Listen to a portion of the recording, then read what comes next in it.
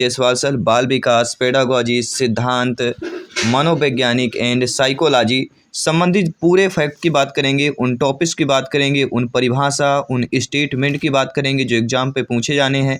बाल्यावस्था, शैशवावस्था, किशोरावस्था, प्रौढ़ावस्था, सारी चीज़ें एक ही छत के नीचे आपको मिलने वाली। कहते ना, अगर एक ही छत के नीचे सब मिल जाए तो दूसरे घर में जाने की आवश्यकता नहीं है, दूसरे के छत में जाने की आवश्यकता नहीं है। उसी प्रकार ये एक ऐसा वीडियो है जो बाल विकास, मनोवैज्ञानिक, पेडागोजी, परिभाषाएं, कथन, सिद्धांत सारा कुछ आपको इस वीडियो पर मिलने वाला है।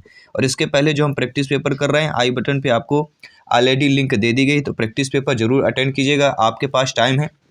और बात करेंगे संस्कृत की, तो संस्कृत की भी जल्द हम पेडागोजी की क्लास शुरुआत कर रहे हैं। जैसे सेशन आएगा कि किस टाइप से से प्रश्न आ रहे हैं, कौन कौन से महत्वपूर्ण टॉपिक को पढ़ना है, उस टॉपिक को हम कवर करेंगे।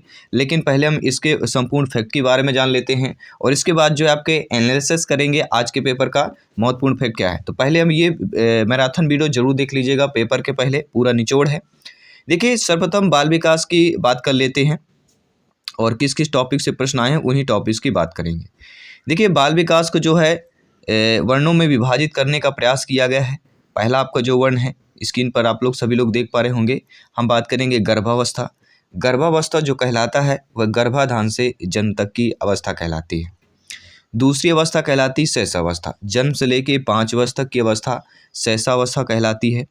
और आपकी तीसरी अवस्था है बाल्यावस्था की बात करेंगे, 5 वर्ष से 12 वर्ष तक की अवस्था बाल्यावस्था कहलाती है। और बात करेंगे किशोरावस्था की, तो 12 से लेके 18 वर्ष तक की अवस्था किशोरावस्था है।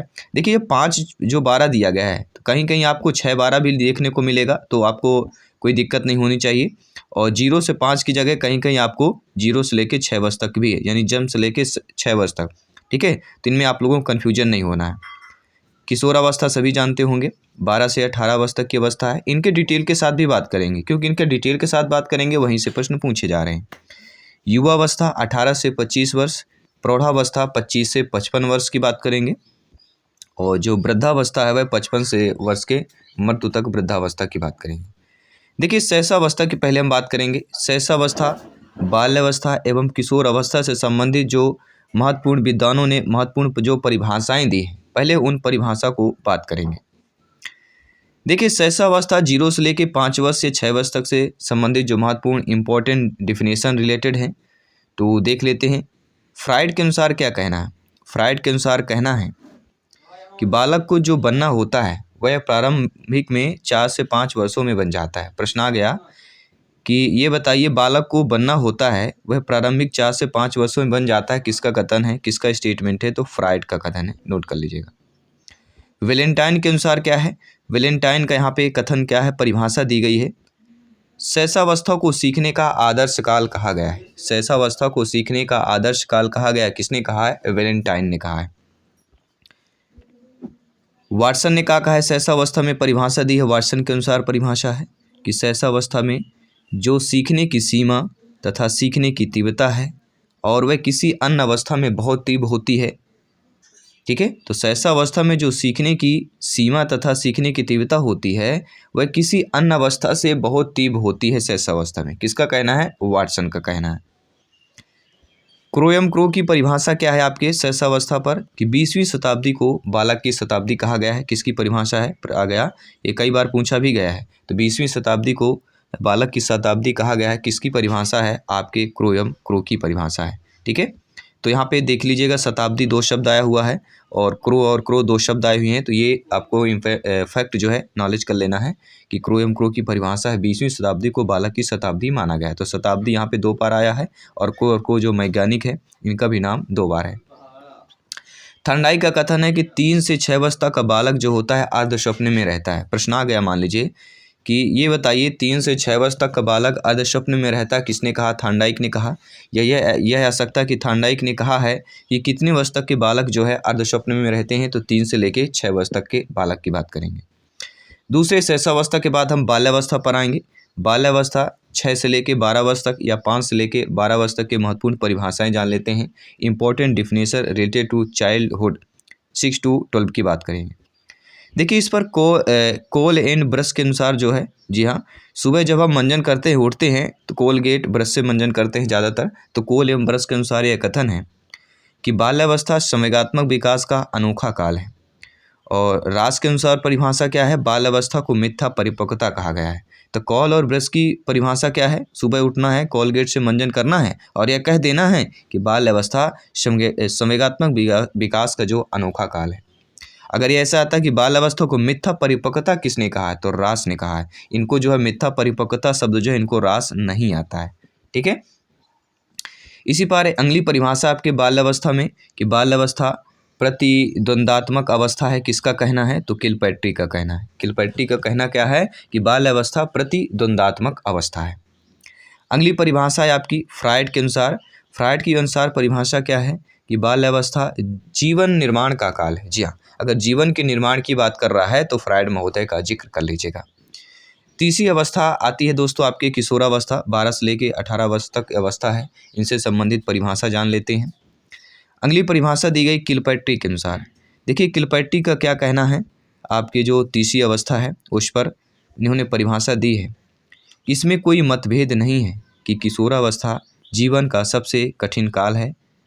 किसने कहा है, तो जीवन, इसमें कोई मतभेद नहीं है कि किशोरावस्था जीवन का सबसे कठिन काल है। ये जो परिभाषा है, स्टेटमेंट है, किलपैट्री की है। ठीक है, और अगली जो है वेलेंटाइन का इस पर क्या कहना है, किशोरावस्था अपराध प्रवृत्ति का नाजुक समय है। जी हाँ, वेलेंटाइन का समय ऐसा होता है कि अपराध भी कर बैठते हैं और नाजुक क्षण होता है वेलेंटाइन का। ठीक है, तो ये चीज़ें ट्रिक आपको याद रखना है, कुछ शब्द मेल जोल करना कि ये इसकी परिभाषा है, आप खोज पाएँ, क्योंकि बहुत सारी परिभाषाएँ हैं।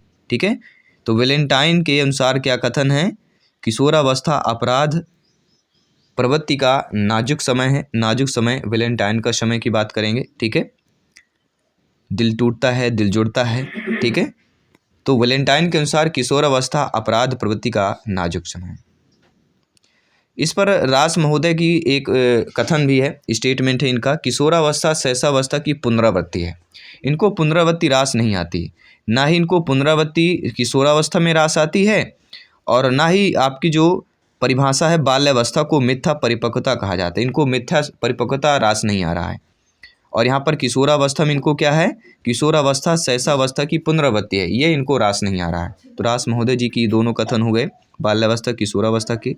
और कार्ल सैनिक के अनुसार किशोरावस्था की परिभाषा क्या है कि किशोर अवस्था में किशोर प्रौढ़ को अपने मार्ग में बाधक मानते हैं। जी हाँ, कार्ल सैनिक के अनुसार यह है परिभाषा है, किशोर अवस्था में जो है प्रौढ़ को अपने मार्ग में बाधा मानते हैं। जो कि 12 से 18 वर्ष वाले जो बच्चे होते हैं, जो प्रौढ़ होते हैं, सयान होते हैं, वो अपने मार्ग में बाधा मानते हैं, क्योंकि रोकते हैं, टोकते हैं, ऐसा नहीं करना, वैसा नहीं करना है, तो बाधक के रूप में बात करेंगे। ये किसका है, किसका कहना है, कार्ल सैनिक का। देखिए सैनिक होगा, अगर कोई गलती करेंगे तो रोक टोक तो होगी। ठीक है, तो बाधक बन जाते हैं आपके मार्ग पर। तो कार्ल सैनिक का हमारी परिभाषा क्या हो गई, किशोर अवस्था में किशोर प्रौढ़ को अपने मार्ग में जो है बाधक मानते हैं। इसी पर आपके स्टेनले हॉल की परिभाषा दी गई है कि किशोर अवस्था को बड़े संघर्ष तथा आंधी तूफान की अवस्था कहा गया है। तो ये किसका कथन है, किशोर को बड़े संघर्ष तथा आंधी तूफान की अवस्था है, स्टेनले हॉल का कथन है। और ये आपके टीटी एग्जाम पर पूछा गया प्रश्न है, एमपी टेट में आया हुआ प्रश्न। देखिए ये थे महत्वपूर्ण आपकी परिभाषाएं। हमने शैशवावस्था, बाल्यावस्था, किशोरावस्था की परिभाषाएं कर ली, महत्वपूर्ण है, बस इन्हीं से संबंधित पूछा जाएगा। अब देखिए टाइप्स ऑफ चाइल्ड डेवलपमेंट की प्रकार देख लेते हैं। अधिकतर विद्वान मानव विकास का अध्ययन जो है इन 4 अवस्थाओं के अंतर्गत करते हैं। शैशवावस्था जन्म से 6, बाल्यावस्था 6 से 12, किशोरावस्था 12 से 18 और प्रौढ़ावस्था 18 से मृत्यु तक। ठीक है, अधिकांश जो विद्वान हैं मनोवैज्ञानिक हैं, तो मानव का विकास अध्ययन इन 4 अवस्थाओं के अंतर्गत ही करते हैं। देखिए जन्म से लेकर 6 वर्ष तक की जो अवस्था होती है, इस अवस्था को भावी जीवन की आधारशिला के रूप में देखा जाता है। इस अवस्था में व्यवहार पूरी तरह से मूल प्रवृत्तियों से जुड़ा रहता है। अब देखिए यहाँ से छोटे छोटे प्रश्न क्रिएट होंगे आपके, इन्हीं से संबंधित प्रश्न पूछे जा रहे हैं, फिर आप लोग कर नहीं पाते हैं। ठीक है, तो शैशवावस्था को जो है भावी जीवन की आधारशिला के रूप में देखा जाता है। शैशवावस्था में व्यवहार पूरी तरह से मूल प्रवृत्तियों से जुड़ा रहता है, जिसकी संतुष्टि वह तुरंत करना चाहता है। ये प्रश्न आ सकता है कि इस अवस्था में बालक जो है संतुष्टि का तुरंत करना चाहता है, वह अपने मूल प्रवृत्तियों से जुड़ा रहता है और वह अपनी संतुष्टि तुरंत करना चाहता है। वह कौन सी अवस्था है, आपकी शैशवावस्था है, जन्म से लेके 6 वर्ष तक की अवस्था है। शैशवावस्था में क्या होता है, बच्चा सुख की चाह उसका एकमात्र प्रेरक होता है, केवल उसको सुख चाहिए और वह हर कार्य से बचना चाहता है जो वो उसे कष्ट पहुंचाता है। तो ये किसकी अवस्था है, शैशवावस्था की विशेषता है कि बच्चा जो है हर कार्य से बचेगा जिस कार्य से उसे कष्ट होगा, दुख होगा, पीड़ा होगा। ठीक है, देखिए इन पर शैशवावस्था के सामाजिक लक्षण देख लेते हैं कि इस अवस्था में शारीरिक विकास तीव्र गति से होता है। शैशवावस्था में शिशु शारीरिक तथा बौद्धिक रूप से अपरिपक्व होता है। शिशु जो है शैशवावस्था में शिशु के मानसिक क्रियाओं के अंतर्गत ध्यान, स्मृति, कल्पना, संवेदना, प्रत्यक्षीकरण आदि का विकास तेजी से होता है। शैशवावस्था में शिशु सबसे अधिक जल्दी अनुकरण विधि से सीखता है। ये कई बार पूछा भी गया प्रश्न है, किस अवस्था में बच्चा जो है अनुकरण विधि से किस विधि से जल्दी सीखता है, तो अनुकरण विधि से, या अनुकरण विधि से बच्चा सीख जाता है जल्दी किस अवस्था में, तो वह है शैशवावस्था। दूसरा आता है बाल्यावस्था, जो 6 से लेकर 12 वर्ष तक की अवस्था है।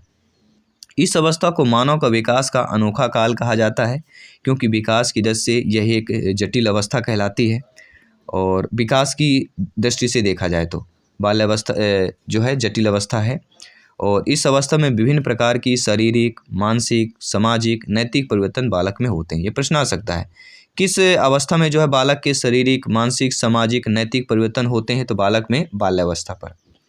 एक आता है पूर्व बालकाल, पूर्व बाल्यावस्था जिसे कहते हैं। पूर्व बाल काल में बालक तेजी से बढ़ता है, इसे 6 से लेकर 9 वर्ष तक के अवस्था मानी गई है पूर्व बाल काल को, और इसमें जो है बालक जो है तेजी से बढ़ता है। और जो उत्तर काल होता है आपका 9 से लेकर 12 वर्ष तक की अवस्था का उत्तर काल कहा जाता है। तो उत्तर काल में बालक के विकास में स्थायित्व आ जाता है। ये दोनों पॉइंट नोट कर लीजिएगा, पूर्व बाल काल में बालक तेजी से बढ़ता है और उत्तर बाल काल में बालक के विकास में स्थायित्व आ जाता है। ठीक है, आइए कथन देख लेते हैं। फ्राइड के अनुसार कथन है कि बाल्यावस्था में बालक में तनाव की स्थिति समाप्त हो जाती है तथा वह बाहर की दुनिया को समझने लगता है, लेकिन वह परिपक्व नहीं होता है। ये ध्यान देना है, परिपक्व शब्द फिर आपका किशोरावस्था से जुड़ जाएगा। ठीक है, बाल अवस्था को ही हम क्या कहते हैं, एलिमेंटर स्कूल एज या स्मार्ट एज, स्फूर्ति आयु या डर्टी एज या गंदी अवस्था आदि विभिन्नों को नाम से जाना जाता है। ये नाम ध्यान रखिएगा, बाल्यावस्था को क्या कहा जाता है, स्मार्ट एज, एलिमेंटर स्कूल, स्फूर्ति या गंदी अवस्था या विभिन्न नामों से जाना जाता है। इससे संबंधित सामाजिक लक्षण जान लेते हैं। बच्चों को इस अवस्था में, बाल्यावस्था में जो है बच्चों में रचनात्मक कार्यों में विशेष आनंद की प्राप्त होती है। किन कार्यों में, रचनात्मक कार्यों में। रचनात्मक प्रवृत्ति के साथ साथ संग्रह करने की प्रवृत्ति भी आपके बाल्यावस्था में जागृत होती है और बाल्यावस्था में बच्चों में सामूहिक खेलों में भाग लेने की प्रवृत्ति बहुत अधिक विकसित हो जाती है। दो महत्वपूर्ण थे। अब बात करेंगे किशोरावस्था की। किशोरावस्था टीन एज की बात करेंगे, 12 से लेकर 18 वर्ष तक की अवस्था है। स्टेनले हॉल ने इस काल को तूफान एवं परेशानी काल कहा है। स्टेनले हॉल ने क्या कहा है कि जो आपकी किशोरावस्था है, टीन एज कहलाती है, वह तूफान एवं परेशानी वाला काल होता है और पश्चिमी विद्वानों इसे टीन एज भी कहा है। प्रश्न आ सकता है यहाँ से कि किन विद्वानों ने टीन एज कहा है, पश्चिमी, पूर्वी, उत्तरी, दक्षिणी। तो पश्चिमी विद्वानों ने टीन एज कहा है किसको, आपके किशोरावस्था को। किशोर अवस्था में किशोर को सही मार्गदर्शन की आवश्यकता रहती है क्योंकि भटकने की अवस्था है, भूलने भटकने की अवस्था है, अपने राह मार्ग बदलने की अवस्था है। किशोरावस्था विकास सबसे जटिल अवस्था भी कहा गया है और किशोरावस्था में विशेष यौन के दशा से इस काल में अनेक परिवर्तन होते हैं जिसकी वजह से किशोरों का जीवन तनाव, चिंता, संघर्ष आदि से घिर जाता है। इन पर सामाजिक लक्षण बात कर लेते हैं। किशोरावस्था में बच्चों के मस्तिष्क का लगभग सभी दिशाओं में परिवर्तन तीव्रता से होता है। किशोरावस्था में बुद्धि, कल्पना एवं तर्क शक्ति जो है पर्याप्त विकसित हो जाती है। किशोरावस्था में स्थायित्व और समायोजन का अभाव रहता है। उनका मन शिशु के समान स्थिर नहीं होता है और वातावरण में समायोजन नहीं कर पाते हैं। चौथी अवस्था है प्रौढ़ावस्था, 18 से लेकर मृत्यु तक की आंकी गई है मनोवैज्ञानिकों के अनुसार। इस अवस्था में किशोर अवस्था धीरे धीरे ढलता या परिपक्व की ओर बढ़ता है। इस अवस्था में व्यक्ति दुनिया में प्रवेश कर अपने दायित्वों के प्रति जागरूक हो जाता है। कहते हैं जिम्मेदारियां सिर पर आ चुकी हैं। संक्षेप में कहें तो यह आयु टीन्स की समाप्ति तथा ट्विंटीज प्रारंभ होता है। टीन्स की समाप्ति और किसका प्रारंभ होता है, ट्विंटीज, ये इंग्लिश शब्द याद रखिएगा, आ सकता है। किस आयु में जो है टीन्स की समाप्ति और ट्विंटीज की प्रारंभ होती है, वह आपकी कौन सी है? प्रौढ़ावस्था, ध्यान दीजिएगा। अब बात कर लेते हैं मनोवैज्ञानिकों से संबंधित, साइकोलॉजी से संबंधित, उनके फैक्ट जानेंगे, उनसे संबंधित प्रश्न जानेंगे जहाँ से पूछे जा रहे हैं, उनके महत्वपूर्ण सिद्धांत के बारे में जानेंगे। ठीक है, तो पूरे मैराथन वीडियो है, 5 से 10 नंबर, 15 नंबर, 20 नंबर भी आपके आ सकते हैं। ठीक है, तो चेतना का विज्ञान कहने वाले विचारक विलियम वुंट है। प्रश्न आ सकता है कि चेतना का विज्ञान कहने वाले विचारक कौन है, तो आपके विलियम वुंट है, नोट कर लीजिएगा। किंतु वर्तमान समय में मनोविज्ञान को व्यवहार का विज्ञान कहा गया है। ये प्रश्न आ सकता है कि वर्तमान समय में मनोविज्ञान को किसका विज्ञान कहा गया है, तो व्यवहार का विज्ञान कहा गया है। मनोविज्ञान का सामान्य अर्थ क्या होता है? किसी भी मनुष्य, पशु, पक्षी और जीव जंतुओं के व्यवहार का अध्ययन करना, अर्थात मनुष्य, पशु, पक्षी, जानवरों के बीच हर पहलू, जन्म से मृत्यु पर्यंत तक के उनके व्यवहार में परिवर्तन का अध्ययन करना होता है। लेकिन प्राचीन काल में मनोविज्ञान को आत्मा का विज्ञान कहा जाता था। प्रश्न आ सकता है कि प्राचीन काल में मनोविज्ञान को क्या कहा जाता था? आत्मा का विज्ञान प्राचीन काल में कहा जाता था। और मनोविज्ञान अंग्रेजी भाषा के शब्द साइकोलॉजी से मिलकर बना हुआ है। साइकोलॉजी एक ग्रीक भाषा का शब्द है जो 2 शब्दों से मिलकर बना है। साइके, जिसका अर्थ होता है आत्मा, और दूसरा है लोगोस, जिसका अर्थ होता है अध्ययन करना। तो आत्मा का अध्ययन करना यह विज्ञान होता है। इस प्रकार मनोविज्ञान आत्मा का विज्ञान कहलाता था। किंतु 16वीं शताब्दी के बाद इस परिभाषा को अमान्य घोषित कर दिया गया। प्रश्न आ सकता है इस परिभाषा को अमान्य कब घोषित किया गया है? तो 16वीं शताब्दी के बाद मनोविज्ञान को मानव मस्तिष्क का विज्ञान कहा जाने लगा। साइंस ऑफ ब्रेन की बात करेंगे। लेकिन किंतु 19वीं शताब्दी के आसपास मनोविज्ञान को चेतना का विज्ञान की संज्ञा दी गई। अब चेतना के विज्ञान की संज्ञा कब दी गई है? तो 19वीं शताब्दी के आसपास दी गई है। लेकिन कुछ समय बाद मनोवैज्ञानिकों ने यह सिद्ध कर दिया। क्या सिद्ध कर दिया? कि चेतना का व्यवहार पर जो है कोई प्रभाव नहीं पड़ता है। इसलिए इस परिभाषा को भी अमान्य घोषित कर दिया गया और विभिन्न मनोवैज्ञानिकों, साइकोलॉजिस्ट ने अपने विचार फिर प्रस्तुत किए और मनोवैज्ञानिकों को व्यवहार का विज्ञान कहा जाने लगा। ई वाटसन ने कहा है कि मनोविज्ञान व्यवहार का शुद्ध विज्ञान है। प्रश्न आ सकता है किस मनोवैज्ञानिक ने कहा है कि मनोविज्ञान व्यवहार का शुद्ध विज्ञान है? आपके वाटसन महोदय जी ने कहा है। इसलिए मनोविज्ञान मनुष्य तथा जीव जंतुओं के व्यवहार का विज्ञान है। आइए मनोविज्ञान डिफिनेशन ऑफ साइकोलॉजी से संबंधित परिभाषाएं जान लेते हैं। मनोविज्ञान की परिभाषा विभिन्न मनोवैज्ञानिकों ने अपने अपने अनुसार दी है। उनमें जो मुख्य हैं, प्रसिद्ध मनोवैज्ञानिक हैं, उनकी परिभाषा जानेंगे। मनोवैज्ञानिक में आपके मैकडूगल के द्वारा परिभाषा दी गई है कि मनोविज्ञान आचरण व्यवहार का यथार्थ विज्ञान है। जी हाँ, मैकडूगल के द्वारा क्या परिभाषा दी गई है कि मनोविज्ञान आचरण व्यवहार का यथार्थ विज्ञान है। ठीक है, तो यथार्थ की अगर बात करते हैं तो मनोविज्ञान आचरण व्यवहार का यथार्थ विज्ञान है। किसका कथन है? मैकडूगल महोदय जी का कथन है। और आपको पता है 2 से 3 परिभाषाएं कथन पूछी जा रही हैं। क्रो एवं क्रो की परिभाषा क्या है मनोविज्ञान में? कि मनोवैज्ञानिक जो होता है मानव व्यवहार और मानव संबंधों का अध्ययन की बात करेंगे। देखिए क्रो और को ये 2 शब्द दिए गए कि नहीं दिए गए? और यहाँ पर देखिएगा मानव आपके 2 बार दिए गए। तो मनोविज्ञान मानव व्यवहार और मानव संबंधों का अध्ययन विज्ञान है। क्रो एवं क्रो की परिभाषा। देखिए जब भी क्रो एवं क्रो की परिभाषा कीजिए देखिएगा कोई ना कोई शब्द रिपीट होगा। अभी हम देख पा रहे हैं, अभी दूसरी परिभाषा है क्रो एवं क्रो की। और अगर हम देखेंगे इन्होंने परिभाषाएं जो महत्वपूर्ण होगी तो ये आपको ध्यान देना कुछ टॉपिक पर, कुछ शब्दों पर। थाउलस के द्वारा यह परिभाषा दी गई है कि मनोविज्ञान के अनुभव एवं व्यवहार का यथार्थ विज्ञान है। जी हाँ, मनोविज्ञान मनुष्य के अनुभव एवं व्यवहार का यथार्थ विज्ञान है। यह किसका कथन है? थाउलस के द्वारा। यह थाउलस की परिभाषा है।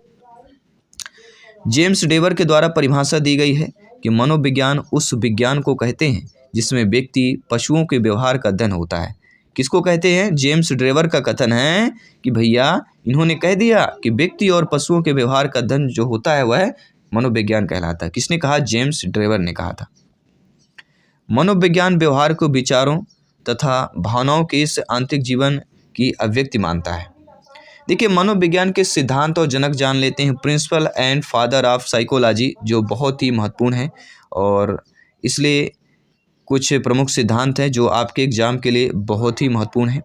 कि आत्म संप्रत्यय की अवधारणा किसने दी है और इनके जनक कौन है। तो आत्म संप्रत्यय की अवधारणा विलियम जेम्स की बात करेंगे। शिक्षा मनोविज्ञान के जनक कौन है। तो शिक्षा मनोविज्ञान के जनक एडवर्ड आपके थार्नडाइक महोदय जी की बात करेंगे। प्रयास एवं त्रुटि का सिद्धांत किसका है। थार्नडाइक महोदय जी की जिक्र आता है। और प्रयत्न एवं भूल का जो सिद्धांत है वह आपके किन मनोवैज्ञानिक का है। तो थार्नडाइक मनोवैज्ञानिक का है। संयोजनवाद का सिद्धांत किसका है। तो थार्नडाइक महोदय जी का है आपका। उद्दीपक अनुक्रिया का सिद्धांत किसका है। थार्नडाइक महोदय जी का है आपका। एसआर थ्योरी के जन्मदाता कौन है। थार्नडाइक महोदय जी की बात करेंगे। अधिगम का बंध सिद्धांत किसका है। तो अधिगम का बंध सिद्धांत आए तो थार्नडाइक महोदय जी का है। संबंधवाद का सिद्धांत थार्नडाइक महोदय जी का है। बहुखंड या बहुतत्व बुद्धि का सिद्धांत किसका है। थार्नडाइक महोदय जी का है। देखिए डायरेक्टली आपके नहीं आ रहे हैं किनका सिद्धांत था। अब इन सिद्धांतों से संबंधित प्रश्न पूछा जा रहा है तो आप इन सिद्धांतों को पढ़ लेना कि थार्नडाइक नीचे अधिगम ये सारी चीज़ अगर बुक हो, अगर नहीं मिल रहा तो बताइएगा। दूसरे वीडियो में इन महत्वपूर्ण जो ठीक है सिद्धांत हैं इनसे रिलेटेड प्रश्न पूछे जा रहे हैं। ठीक है, तो यहाँ पे संबंधवाद का सिद्धांत आपने पढ़ लिया कि थार्नडाइक महोदय जी का है। अधिगम व बंध का सिद्धांत जो है थार्नडाइक महोदय जी का है। बहुखंड बहुतत्व का सिद्धांत आपके थार्नडाइक महोदय जी का है। ये थार्नडाइक महोदय जी के प्रमुख सिद्धांत थे। एडवर्ड थार्नडाइक की बात करेंगे। मुख्य नियम इन्होंने 3 दिया है। ठीक है, कौन कौन सा। अभ्यास, तत्परता, प्रभाव या परिणाम का नियम। 5 नियम जो है गौण नियम दिए हैं इन्होंने। बहुप्रक्रिया का नियम, मनोवृत्ति का, आंशिक क्रिया का, आत्मक्रिया का, साहचर क्रिया का। इसके बाद करेंगे आपके अल्फ्रेड बिने की बात करेंगे। जी हाँ, बिने साइमन बुद्धि परीक्षण के प्रतिपादक कौन है। तो अल्फ्रेड बिने एवं साइमन है। जी हाँ, बिने साइमन बुद्धि परीक्षण के प्रतिपादक अल्फ्रेड बिने एवं साइमन की बात करेंगे। और बुद्धि परीक्षणों के जन्मदाता अल्फ्रेड बिने कहे जाते हैं। एक खंड बुद्धि का सिद्धांत जो है अल्फ्रेड बिने द्वारा दिया गया है। 2 खंड के बुद्धि का सिद्धांत स्पीयरमैन। ये ध्यान दीजिएगा, दोनों बुद्धि परीक्षणों के जन्मदाता आपके अल्फ्रेड बिने हैं। और 1 खंड की बात करेंगे बुद्धि का सिद्धांत अल्फ्रेड बिने महोदय जी ने दिया है। 2 खंड बुद्धि का सिद्धांत स्पीयरमैन ने दिया है। और 3 खंड या त्रिखंड का सिद्धांत भी स्पीयरमैन ने दिया है। तो 1 खंड वाला अल्फ्रेड बिने करना है। 2 खंड त्रिखंड की बात करेंगे तो स्पीयरमैन का बात करेंगे। समान और विशिष्ट तत्वों के सिद्धांत इसके प्रवर्तक कौन है। स्पीयरमैन जी हैं। हाँ, समान और विशिष्ट तत्वों के सिद्धांत की बात करेंगे। बुद्धि का द्वैशक्ति का सिद्धांत स्पीयरमैन है। और त्रि-आयाम बुद्धि का सिद्धांत गिलफोर्ड महोदय जी का है। जी हाँ, जब भी त्रि-आयाम की बात करें कि बुद्धि के त्रि-आयाम का सिद्धांत किसने दिया, यह त्रि-आयाम बुद्धि का सिद्धांत के प्रवर्तक जनक कौन है। गिलफोर्ड महोदय जी हैं। जी हाँ, त्रि-आयाम है। 3 आयाम ऐसे हैं कि जिनको कोई नहीं फोड़ सकता है। जी हाँ, गिल्ली डंडा से भी नहीं फोड़ सकते हैं। त्रि-आयाम ऐसे बुद्धि के सिद्धांत हैं जिसको गिल्ली डंडा से भी नहीं फोड़ा जा सकता है। जी हाँ, त्रि-आयाम बुद्धि का सिद्धांत गिलफोर्ड महोदय की बात करेंगे। बुद्धि संरचना के सिद्धांत की बात करेंगे गिलफोर्ड। जी हाँ, बुद्ध की ऐसी संरचना गिलफोर्ड ने रची है कि कोई नहीं फोड़ सकता है। गिल्ली डंडा से भी नहीं फोड़ सकते। बुद्धि संरचना सिद्धांत। समूह खंड बुद्धि का सिद्धांत किसका है। थर्स्टन महोदय जी का है। जी हाँ, समूह की बात करते हैं तो थर्स्टन महोदय का नाम आ जाता है। समूह खंड बुद्धि का सिद्धांत थर्स्टन महोदय की बात करेंगे। युग्म तुलनात्मक निर्णय विधि के प्रतिपादक कौन है। तो युग्म तुलनात्मक निर्णय विधि के प्रतिपादक आपके थर्स्टन महोदय जी हैं। जी हाँ, समूह खंड बुद्धि का सिद्धांत, युग्म तुलनात्मक निर्णय विधि के प्रतिपादक, क्रमबद्ध अंतराल विधि के प्रतिपादक। ये 3 ऐसे सिद्धांत हैं। समूह खंड बुद्धि, युग्म तुलनात्मक निर्णय विधि, क्रमबद्ध अंतराल विधि। ये तीनों विधियाँ थर्स्टन महोदय जी की। अगला जो है आपका समदृष्टि अंतर विधि के प्रतिपादक कौन है। तो थर्स्टन व च्योव की बात करेंगे। जी हाँ, समदृष्टि अंतर विधि के प्रतिपादक थर्स्टन व च्योव महोदय जी हैं। न्याय व प्रतिदर्श अर्थात वर्ग घटक बुद्धि के सिद्धांत थॉमसन महोदय जी हैं। जब भी न्याय और प्रतिदर्श की बात करें, ठीक है, प्रतिशब्द शब्द आ जाए, ठीक है, तो थॉमसन महोदय पर जिक्र कर लीजिएगा। अगला दिया गया कि पदानुक्रमिक या क्रमिक महत्व बुद्धि का सिद्धांत किसका है। तो पदानुक्रमिक का अगर जिक्र होता है तो बर्ट एवं वर्नन की बात करेंगे। जी हाँ, पदानुक्रमिक या क्रमिक महत्व बुद्धि का सिद्धांत के जनक प्रवर्तक बर्ट एवं वर्नन महोदय जी हैं। सभी कमेंट कीजिए कि क्लास कैसी लगी। प्रत्येक भाई बहन गृहिणी जिनका सपना है टीटी एग्जाम को फतेह करना, जी हाँ, सभी मित्रों को जय हिंद, वंदे मातरम, इंकलाब जिंदाबाद। और गवर्नमेंट टीटी एग्जाम को फतेह करना है, सभी कमेंट कीजिएगा, सभी फीडबैक कीजिएगा। आपका प्रत्येक एक एक छोटा छोटा सा कमेंट जो है हमें मोटिवेट करता है, इस परिवार को मोटिवेट करता है, इस TT family, YouTube family, Jaiswal coaching centre को मोटिवेट करता है। तो सभी कमेंट कीजिएगा। अगला प्रश्न है, तरल और ठोस बुद्धि का सिद्धांत काफ़ी बार पूछा गया है। सरल प्रश्न है, कई बार हम प्रैक्टिस पेपर पर कर चुके हैं। आरबी केटल महोदय जी की बात करेंगे। और प्रतिकारक विशेषक सिद्धांत के प्रतिपादक, जी हाँ, प्रतिकारक या विशेषक सिद्धांत के प्रतिपादक कौन है? तो आरबी केटल महोदय जी ही हैं। और बुद्धि के का और खा का सिद्धांत किसने दिया है? तो बुद्धि के का और खा सिद्धांत की अगर बात करें, इन दोनों सिद्धांतों के, तो आपने है महोदय जी ने दिया है, ये जिक्र कर लीजिएगा। अगला दिया गया कि बुद्धि इकाई का सिद्धांत किसने दिया है? तो बुद्धि इकाई का सिद्धांत हंस्टन एवं जॉनसन महोदय की बात करेंगे। जी हाँ, बुद्धि इकाई सिद्धांत, ठीक है, IQ यूनिट, बुद्धि इकाई सिद्धांत ईस्टन एवं जॉनसन, नोट कर लीजिएगा। देखिए, मनोविज्ञान की शाखाएं की बात करेंगे, ब्रांचेज ऑफ साइकोलॉजी, इनकी शाखाएं, और मनोवैज्ञानिकों के लगभग 50 शाखाएं हैं, जिनमें से कुछ प्रमुख शाखाएं हैं जो आपके पेपर में आ रहे हैं या चांसेज हैं आने की। आइए आगे बात कर लेंगे, इन प्रमुख शाखाओं की बात करेंगे। देखिए, सामान्य मनोविज्ञान, मनोविज्ञान की वह शाखा है जिसके अंतर्गत मनुष्य के समान व्यवहारों का अध्ययन किया जाता है। अगला होता आपका असमान मनोविज्ञान। असमान मनोविज्ञान में मनोविज्ञान की वह शाखा जिसके अंतर्गत मनुष्य के असमान व्यवहारों का अध्ययन किया जाता है। तीसरी आपकी शिक्षा मनोविज्ञान। शिक्षा मनोविज्ञान की वह शाखा है जिसके अंतर्गत मनोविज्ञान के सिद्धांत, नियमों का अध्ययन शिक्षा के क्षेत्र में किया जाता है। अगला आपका पशु मनोविज्ञान की वह शाखा जिसके अंतर्गत पशु मनुष्य के बीच समान और असमान व्यवहारों की तुलना की जाती है, वह कहलाता है पशु मनोविज्ञान। अगला है बाल मनोविज्ञान में मनोविज्ञान की वह शाखा जिसके अंतर्गत 0 से लेकर 12 वर्ष तक की आयु के बच्चों के व्यवहारों का अध्ययन किया जाता है। अगला दिया गया किशोर मनोविज्ञान की वह शाखा है जिसके अंतर्गत 12 से 18 वर्ष तक के बालिकाओं के व्यवहारों का अध्ययन किया जाता है, वह होता है किशोर मनोविज्ञान। अगला आपका होता है प्रौढ़ मनोविज्ञान की वह शाखा है जिसके अंतर्गत 18 वर्ष से ऊपर आयु वर्ग के युवाओं के व्यवहार का अध्ययन किया जाता है। अगला आपकी होती है प्रयोगात्मक मनोविज्ञान की वह शाखा है जिसके अंतर्गत मनोविज्ञान की प्रयोगशाला आती है, तो प्रयोगात्मक मनोविज्ञान में प्रयोगशाला आती है। और अगला आपका पारा मनोविज्ञान जो है मनोविज्ञान की वह शाखा है जिसके अंतर्गत आत्मा, परमात्मा, भूत, प्रेत आदि का अध्ययन किया जा सकता है। प्रश्न आ सकता है किस मनोविज्ञान के द्वारा जो है आत्मा, परमात्मा, भूत, प्रेत आदि अध्ययन किया जाता है, वह आपकी कहलाती है परा मनोविज्ञान, नोट कर लीजिएगा। अगला आपका नैदानिक मनोविज्ञान की वह शाखा है जिसके अंतर्गत मनुष्यों में उत्पन्न होने वाली मनोविज्ञान की विभिन्न समस्याओं का निदान किया जाता है, वह होगा नैदानिक मनोविज्ञान। विकासात्मक मनोविज्ञान की बात करें, मनोविज्ञान की वह शाखा जिसके अंतर्गत समस्त प्रकार का विकास जैसे बुद्धि, शारीरिक, पेशी, खेल, सामाजिक आदि के विकास का अध्ययन किया जाता है, वह विकासात्मक मनोविज्ञान।